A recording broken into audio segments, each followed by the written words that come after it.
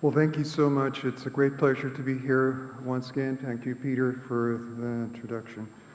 Well, I'm going to speak now about the basics of the procedures. And first of all, we have to know that where could we do the procedure, the equipment that we're going to use, and also if we're going to, the type of anesthesia that's going to be used, of course. So when we speak about where we could do it, I would suggest starting, of course, in the operating room. We're very familiar with the operating room. We're conscious that being there is our life.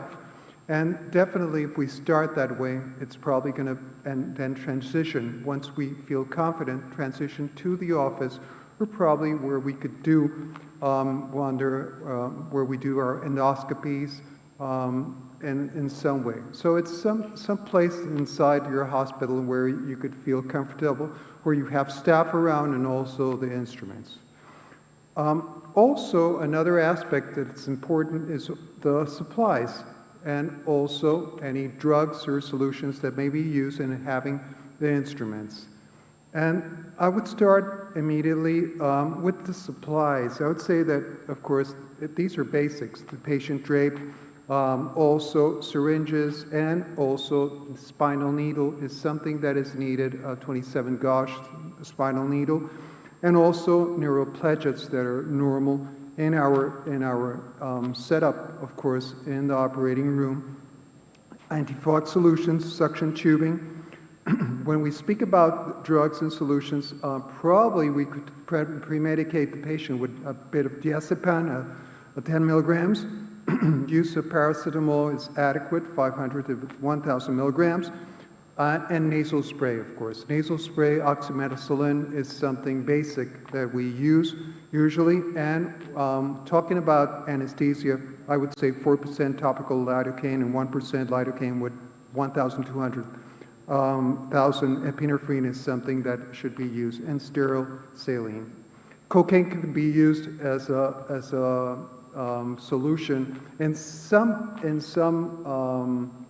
If your hospital allows it, if it's easy for you to acquire or to use cocaine, I would say that cocaine is an excellent drug, of course, for numbing and also vasoconstriction.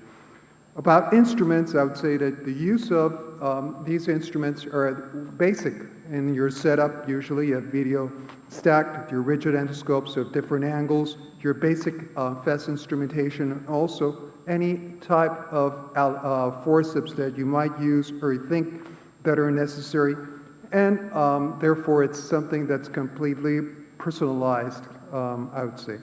So, heading along, I would say that the first thing we have to do is a stepwise way of confronting this problem. And the first thing will be definitely to probably pre-medicate the patient, speak to your patient ahead of time, what's going to be done, and then you will go on with the topical protocol of placement of pledgets with the anesthesia with oxymetazoline, and then go on to the infiltration of the medication of the anesthetic.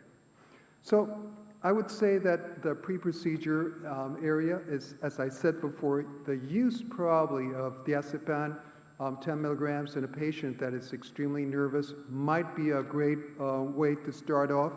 Also, spraying the nose with oxymetazoline ahead of time once the patient comes in. Therefore, their nose is going to be not blocked completely, and probably you could offer them also some paracetamol ahead of time. The use of Fenergan is a possibility in some patients. When we speak about the first thing we did was the use of oxymetazoline, but also we could spray the nose once again with oxymetazoline with 4% lidocaine. This is a possibility, and then we wait 5 minutes, and then we might be able to use the pledgets and start using the narrow pledgets and placing them in certain areas. So we pointed out here different areas. These areas that are pointed out here, as you can see, is A, B, C, and D. These are, I would say, principal areas where you should actually place the pledgets. So A will be definitely the lateral to middle turbinate, that area that's squeezing right there between the wall, the lateral wall, and the middle turbinate. B will be, of course, the medial aspect of that middle turbinate. C will be the inferior part of the middle turbinate, and D, of course, will be the septum where we be able to actually place it. Once that is done, I would suggest waiting at least 15 minutes. But my experience, the longer we wait, the better it is, because the numbness is going to be much larger. Therefore, and in some cases, I've even had the chance to see, I don't even have to infiltrate, do an injection over the area. But I will, these are guidelines, so definitely we should probably, at the beginning, follow these guidelines, and then we'll be able to personalize each case. So keeping on with that, I would say, well, follow to the injection. And the injection site's extremely important. Once again, we have 6 different sites, which is the root of the middle turbinate, then the anterior face of the middle turbinate. C will be the inferior turbinate, or the upper part of the inferior turbinate. D will be that septum that's medial to and that space between the middle turbinate, the medial part of the middle turbinate. And F will be the sphenoid rostrum, and E will be the sphenopalatine region. So those are areas that we're going to head back now. And there's an excellent video that I'd just like to show you right here. This was done by Dr. Miguel Furtado, who's also in the panel with us at this moment. And you could actually see here what he's doing in a patient that is under local anesthesia. So he's infiltrating that root of that middle turbinate, and we could see the blanching of the mucosa, which is extremely important. So this patient does not feel when that infiltration is happening, even though the needle is going into the area. Then you could see right here that anterior face of the middle turbinate.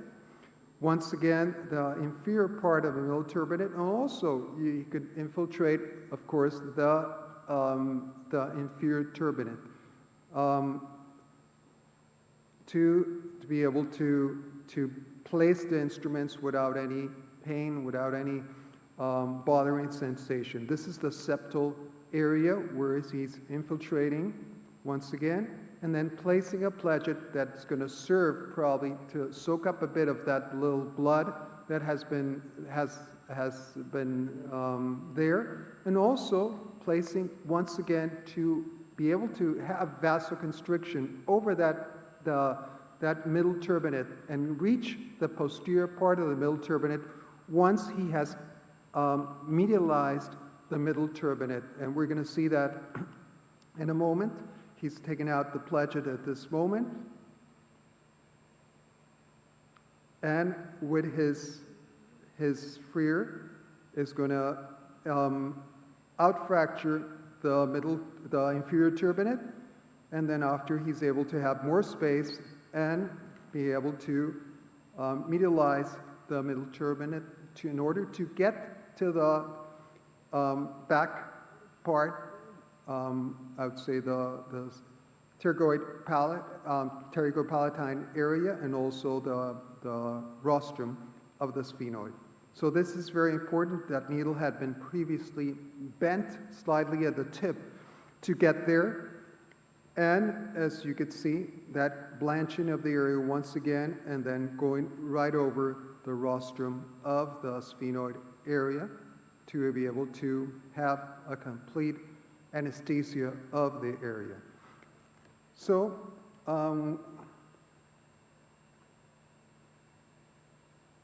good. So I would like to turn over now to Dr. Lucas Anschul to give us his lecture. Thank you very much.